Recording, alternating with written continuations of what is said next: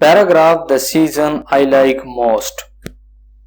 All seasons come once in a cycle of 1 year.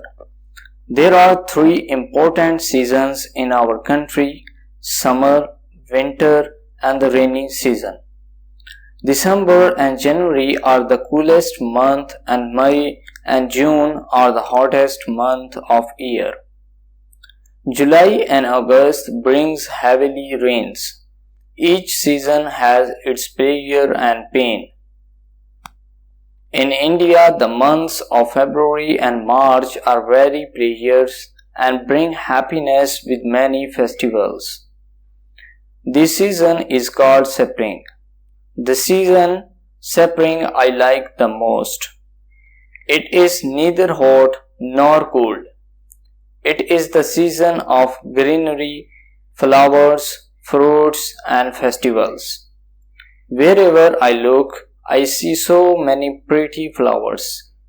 In this season, I feel healthy and fit. Thank you for watching.